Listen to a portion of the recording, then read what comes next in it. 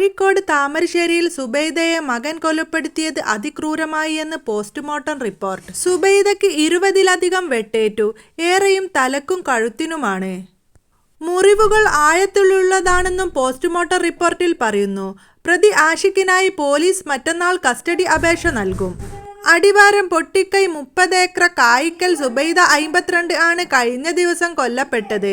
മകൻ Muhammad ആഷിഖിനെ 25 police arrest ചെയ്തിരുന്നു. അസുഖബാധിതയായ സഹോദരിയുടെ വീട്ടിൽ കഴിയുകയായിരുന്ന സുബൈദയെ അവിടെ എത്തിയാണ് മകൻ കൊലപ്പെടുത്തിയത്.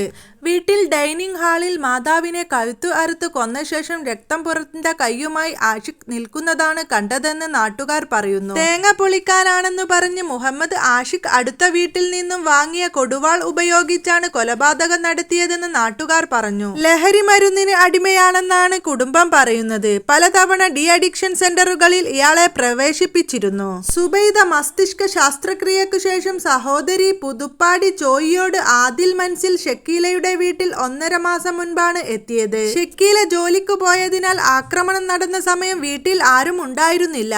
പ്രതി മുൻപും ഉമ്മക്ക് നേരെ അതിക്രമങ്ങൾ കാണിച്ചിരുന്നു.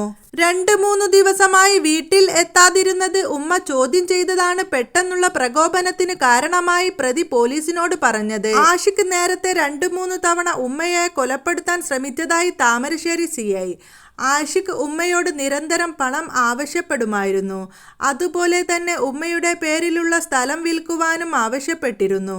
ഉമ്മയെ കൊല്ലണമെന്ന് ചിലരോട് പറഞ്ഞിരുന്നെന്നും താമരശ്ശേരി CI മാധ്യമങ്ങളോട് പറഞ്ഞു.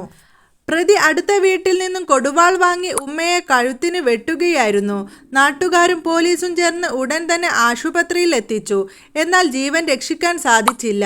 ഉമ്മയോട് ഇടയ്ക്കിടെ പ്രതി പണം ആവശ്യപ്പെടാറുണ്ടായിരുന്നു.